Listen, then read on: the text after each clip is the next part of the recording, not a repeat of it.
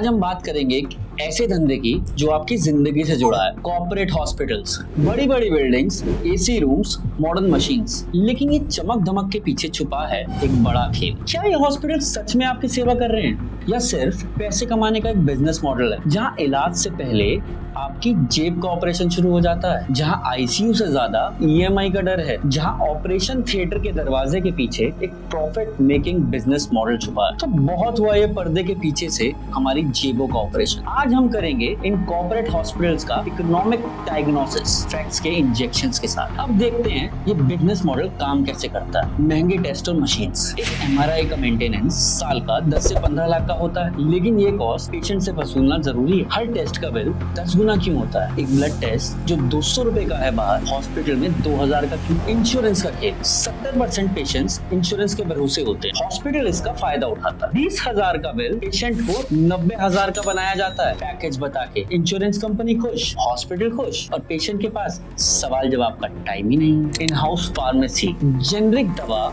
जो 20 रुपए की है, हॉस्पिटल में ब्रांडेड वर्जन 200 रुपए का। पेशेंट के पास कोई ऑप्शन है क्या? या तो ऑपरेशन कराओ या बाहर जाओ। रेफरल और कैफेटेरिया का बोनस। एक्सटर्नल डॉक्टर्स को हर पेशेंट अपना रेफरल कार्ड देता है जो कि 30 से 40,000 रुपए है एंजियोप्लास्टी के लिए ही। और हॉस्पिटल के कैफेटेरिया 100 रुपए की चाय, 400 रुपए का सैंडविच। इमरजेंसी के साथ हंगर का भी धंधा है क्या? कमाने के जरिए तो बहुत है। अब देखते हैं ये जबरदस्ती आप लोगों पे प्लांट कैसे किए जाते हैं। जैसे कि टेस्ट, हॉस्पिटल में एक पेशेंट आता है फीवर की कंप्लेंट लेके, लेकिन बिल के साथ अटैच्ड होते हैं full body MRI, thyroid test, dengue antigen और ना जाने क्या क्या। अब इन डॉक्टर्स ने खुद ही डिस्क्लोज कर दिया है कि इनके ऊपर बैठे लोग इनसे कम से कम 5 टेस्ट करवाने की जिम्मेदारी देते हैं, जिसका मतलब है कि इलाज के नाम पर वो अपने लैब का टारगेट पूरा कर रहे हैं। Unnecessary surgeries. 2017 में गुड़गांव फोर्टिस हॉस्पिटल में एक लड़की एडमिट होती है, 7 साल की बच्ची, जो डेंगू के लिए आई थी। हॉस्पिटल ने 15 दिन में 15 लाख का बिल ठोक दिया। 60 सिरिंज 3,000 रुपए में बेची गई। वेंटिलेटर्स का रेंट अलग। आखिर में बच्ची नहीं बची, पेरेंट्स को मिला एक डेड बॉडी और एक बड़ा बेड। आजकल हर छोटी बात पर डॉक्टर सर्जरी के पीछे भागते हैं। आप छींकने का इलाज लेकर के जाओगे तो हॉस्पिटल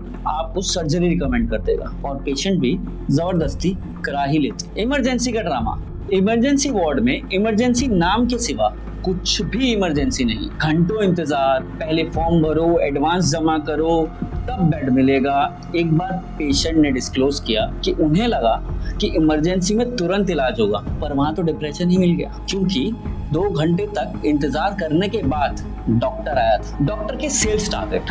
जी हाँ, ये सच है। लीक डॉक्यूमेंट से पता चला है कि कॉर्पोरेट हॉस्पिटल्स में डॉक्टर्स को मंथली गोल्स मिलते हैं। कितने एमआरआईज करने हैं, कितने सीटी स्कैन करने हैं, कितनी सर्जरीज होनी है, ये पहले से ही फिक्स कर दिया जाता है। एक कार्डियोलॉजिस्ट ने बताया कि मुझे 7 साल तक अननेसेसरी एंजियोप्लास्टीज करने के लिए मजबूर किया गया था। डॉक्टर्स का काम आपको ठीक करना है या हॉस्पिटल का प्रॉफिट सिक्योर करना। मैनेजमेंट कहता है इस महीने आईसीयू में इतने बेड भरने चाहिए, ओटी खाली नहीं रहनी चाहिए, जो मरीज ओपीडी में है उसे भर्ती करो, चाहे जरूरत हो या ना हो। क्या हम डॉक्टर है या किसी इंश्योरेंस एजेंट की तरह कोटा पूरा करने वाले सेल्समैन? रोज मीटिंग होती है, कितने नए पेशेंट लाए, कितने टेस्ट लिखे, कितने रेफर किए सर्जरी के लिए। ना पूछो कौन बचा कौन गया, ना पूछो वाकई किसे इलाज की जरूरत थी। और मैं हर रात अपने आप से यही सवाल करता हूँ, क्या मैं अब भी डॉक्टर हूँ या फिर एक टारगेट फुलफिल करने वाला कर्मचारी?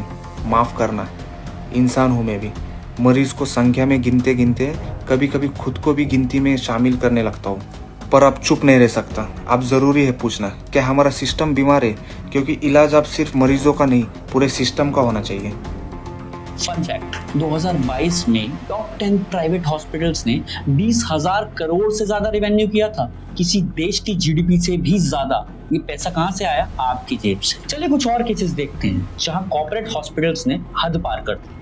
मेदांता हॉस्पिटल, गुड़गांव, 2017। एक डेंगू पेशेंट के फादर भूपेंद्र परमार को 16 लाख का बिल दिया गया। 20 दिन के इलाज में हर चीज ओवरचार्ज थी, सिरिंज, मेडिसिन, डायग्नोस्टिक्स। एनपीपीए की रिपोर्ट ने कहा कि ये हॉस्पिटल 1737% तक प्रॉफिट कमा रहे हैं। पेशेंट नहीं बचा, पर हॉस्पिटल का बैंक बैलेंस जरूर बढ़ा। Max hospital Delhi, 2017। एक प्रीमेच्योर बेबी के पेरेंट्स से 50 लाख का बिल मांगा गया। जब बेबी नहीं बचा तो हॉस्पिटल्स ने कहा हमने तो जी अपना बेस्ट किया था।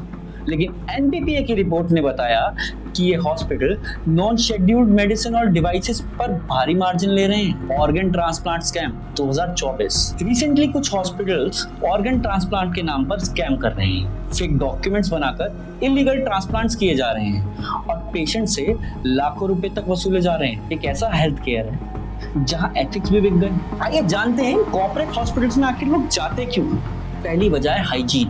कॉर्पोरेट हॉस्पिटल्स में हाई लेवल क्लीनलीनेस होती है, sterilised wards, sanitise equipments, infection control के स्ट्रिक्ट स्टैंडर्ड। इस सरकारी हॉस्पिटल में बिल्कुल नहीं। वहां तो घुसते ही आपको बदबू फेस करनी पड़ेगी, जिससे पेशेंट्स को कॉर्पोरेट हॉस्पिटल्स सेफ और रिलायबल लगते हैं, पर महंगे होते हैं जनाब। दूसरा, modern and advance equipment. Corporate hospitals में लेटेस्ट टेक्नोलॉजी होती है, जैसे रोबोटिक सर्जरीज या एडवांस डायग्नोस्टिक मशीन्स। यहाँ तक कि गवर्नमेंट हॉस्पिटल्स में भी कुछ एडवांस मशीन होते हैं, बट कॉर्पोरेट हॉस्पिटल्स जितना बेटर मेंटेनेंस नहीं हो पाता। तीसरा, कॉर्पोरेट हॉस्पिटल्स में वेल ट्रेन्ड नर्सेज और सपोर्ट स्टाफ होते हैं जो पर्सनलाइज्ड केयर देते हैं। Fast response, patient focused approach और 24/7 अवेलेबिलिटी उनकी स्पेशलिटी है जो लोगों को अट्रैक्ट करता है। लेकिन एक बड़ी कमी है, कॉर्पोरेट हॉस्पिटल्स में मिडिल क्लास के लिए फैसिलिटी अफोर्ड करना मुश्किल है। सेल्फ टारगेट और प्रॉफिट के चक्कर में पेशेंट्स को ट्रीटमेंट से ज्यादा बिजनेस समझा जाता है। ये अप्रोच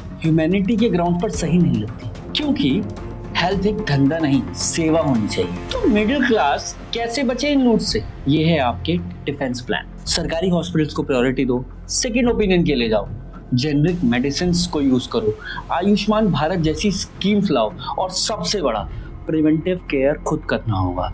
योगा या एक्सरसाइज रेगुलरली करते रहो, चेकअप कराओ, जंक फूड से बचो, स्पेसिफिकली अपनी हेल्थ का ध्यान रखो। दोस्तों, कॉर्पोरेट हॉस्पिटल्स का फ्यूचर सिर्फ पैसों से नहीं बल्कि ट्रस्ट और एथिक्स से बनेगा। इन्हें बोलना होगा कि भाई अननेसेसरी टेस्ट बंद करो, डॉक्टर्स को सेल्स टारगेट मत दो, उनसे प्रेशर हटाओ ताकि वो ट्रीटमेंट कर सके। और जो रेट लिस्ट है ना, वो पब्लिक का। पेशेंट्स को सिर्फ क्योर नहीं, कॉन्फिडेंस चाहिए। तो आज से स्मार्ट बनो, आवाज उठाओ जब तुम्हारा बिल इन्फ्लेट हो, कंज्यूमर कोर्ट जाओ या एनपीए को कंप्लेंट करो जब तुम इन तरह के क्राइसिस से गुजरो। सेवा और धंधे में बैलेंस मांगो, और मोस्ट इंपॉर्टेंटली धंधे के फंडे को सब्सक्राइब